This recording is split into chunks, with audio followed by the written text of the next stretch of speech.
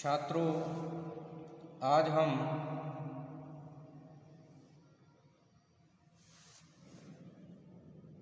छायावाद के महत्वपूर्ण कवि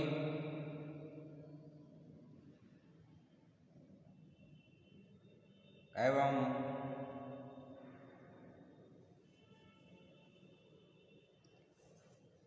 प्रगतिवाद के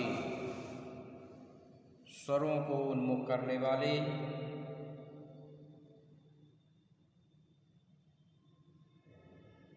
महाप्राण सूर्यकांत त्रिपाठी निराला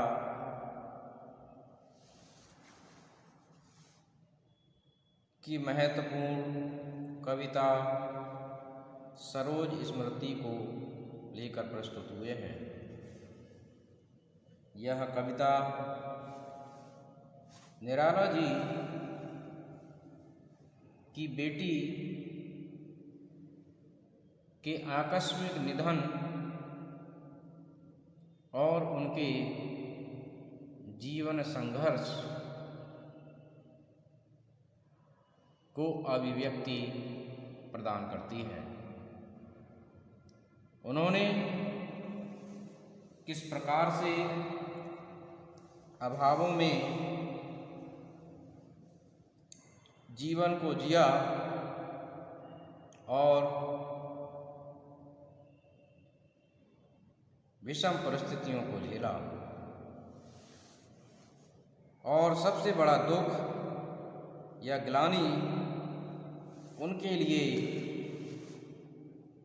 यह रही कि धन के अभाव में अपनी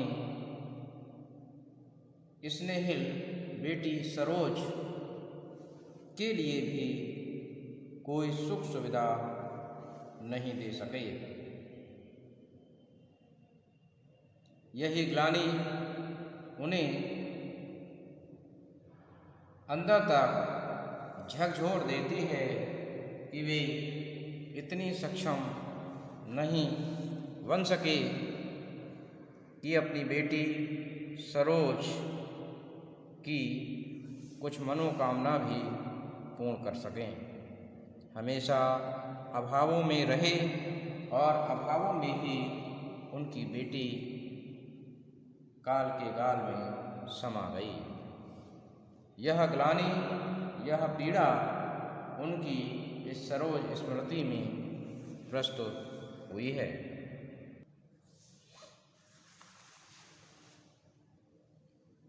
निराला जी कहते हैं कि धन्य मैं पिता निरर्थक था, धन्य मैं पिता निरर्थक था, कुछ भी तेरे हित न कर सका।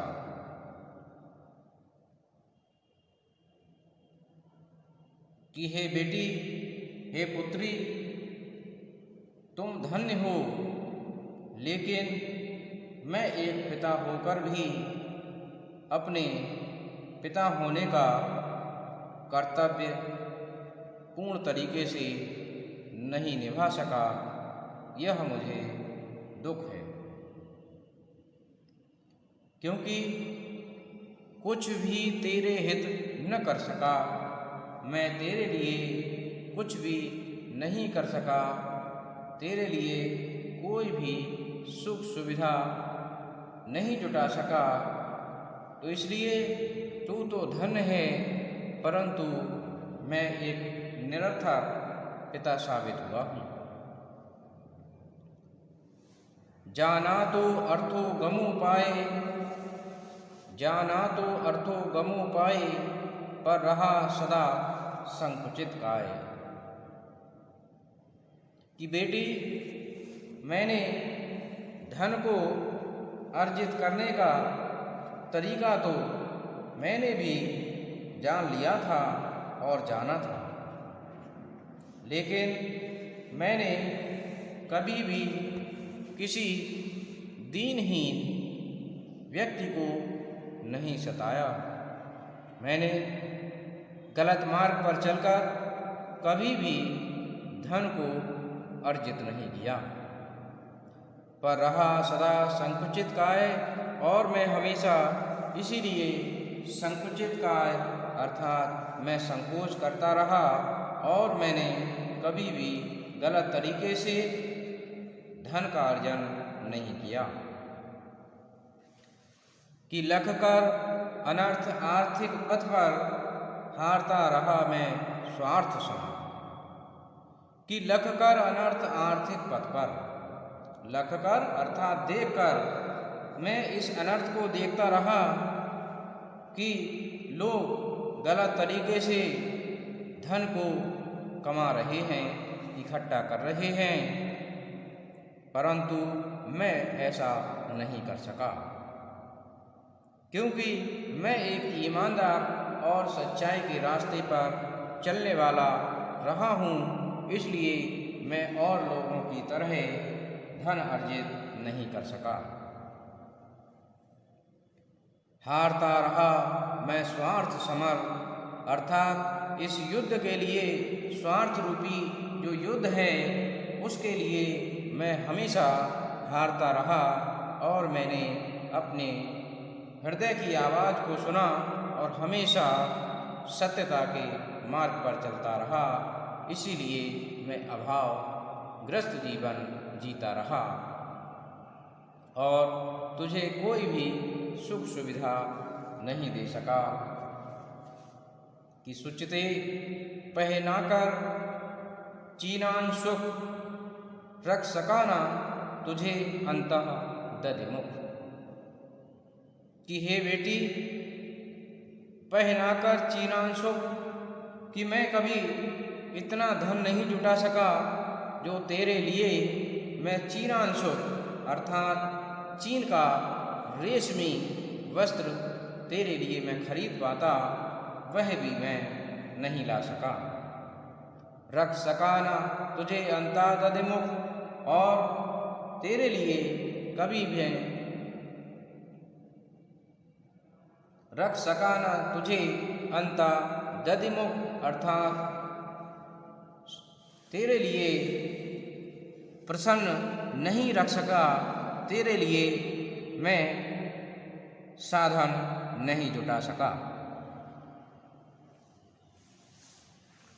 छीण का न छीना कभी अन्य, छीण का न कभी छीना अन्य, मैं लख न सका वे द्रव विपन्न। अपने आंसुओं अंतः बिंबित देखे हैं अपने ही मुख चित्त, सोचा है नत हो बार बार। आगे कवि कहता है कि छीण का न छीना कभी अन्न, उसने कभी भी किसी कमजोर व्यक्ति को सताया नहीं, उसके हिस्से का अन्न कभी उसने छीना नहीं, उसका धन छीना नहीं, और वह ईमानदारी के रास्ते पर चलता रहा। मैं लख न सका वे दृग विपन्न, अर्थात उनके दृग माने नेत्र, और अतः मैं उनके विपन्न अर्थात अभावों से ग्रस्त आँखों को मैं देख नहीं सका, अर्थात इसीलिए मैंने कभी भी किसी गरीब के लिए नहीं सताया। अपने आप को अंतः बिंबित देखे हैं अपने ही मुखचित, अर्थात उनके अभावों में, उनके कष्टों में मैंने स्वयं को देखा है। सोचा है नत हो बार बार, और यह मैं सोचता रहा कि नत माने झुककर बार बार।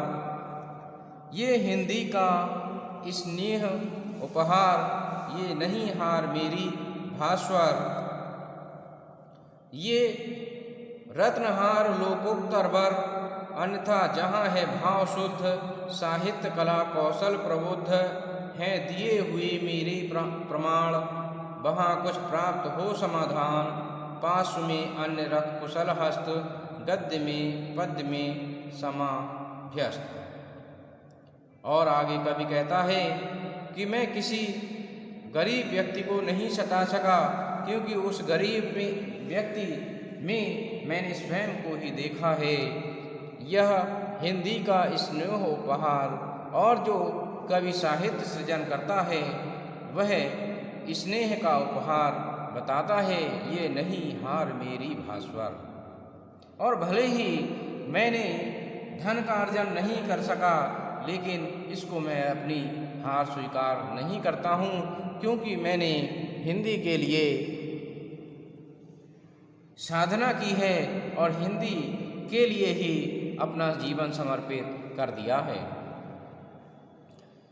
अन्यथा जहाँ है भाव शुद्ध, साहित्य कला कौशल प्रबुद्ध, हैं दिए हुए मेरे प्रमाण, कुछ वहाँ प्राप्त हो समाधान, पास में रख कुशल हस्त, गद्य में पद्य में समाभ्यस्त।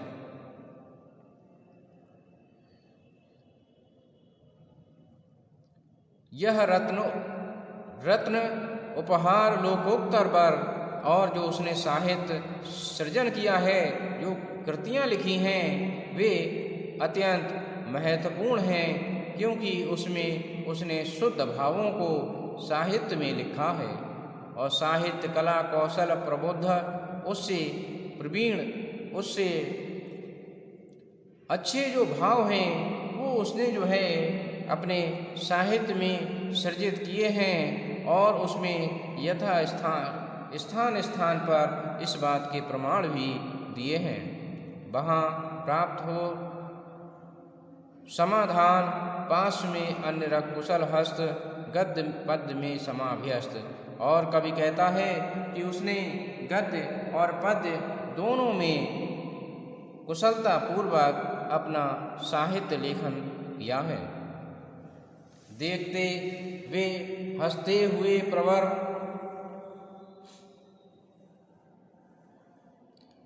देखें वे हंसते हुए प्रवर, जो रहे देखते सदा समर। एक साथ जब शत घात घूण, आते मुझ पर तुले तूण, देखता रहा मैं खड़ा अपल, वह सरछेप वह रण कौशल, व्यक्त हो चुका चीत्कारोत्कल, क्रुद्ध युद्ध का रुद्ध कंठफल। कवि आगे कहता है कि जो उसके समवयस्क थे वे उसके अभावों को और उसकी परेशानियों को देखते रहे और उन पर हंसते रहे। देखे वे हंसते हुए प्रवर, जो रहे देखते सदा समर, अर्थात उसके अभाव भरे जीवन के लिए लोग देखते रहे और उस पर हंसते रहे। एक साथ जब शत घात घूण, आते थे मुझ पर तुले तूण, अर्थात उस पर अभावों के बाण हमेशा प्रहार करते रहते थे और उन बाणों से उसका हृदय छलनी हो जाता था। आते थे मुझ पर तुले तूण, देखता रहा मैं खड़ा अपल, वह सरछेप वह रण कौशल। और उसके जो साथी थे वे भी व्यंग बाणों से उसका उपहास करते रहते थे। वह सरछेप का वह रण कौशल, अर्थात व्यंग रूपी बाणों से उसका भेदन करते थे और उसको वह अपलक देखता रहता था। व्यक्त हो चुका चीत्कारोत्कल, क्रुद्ध युद्ध का रुद्ध कंठफल। और यह उसने अपने अंतर्मन की वेदना को कवि ने इसमें व्यक्त किया है। क्रुद्ध युद्ध का रुद्ध कंठफल, और भी फलित होगी वह छवि, जागे जीवन जीवन का रवि, लेकर कर कल तूल का कला, क्यों रंग भरती बिमला, वांछित उस किस लक्षित लांछित छवि पर, फेरती स्नेह की ऊंची भर।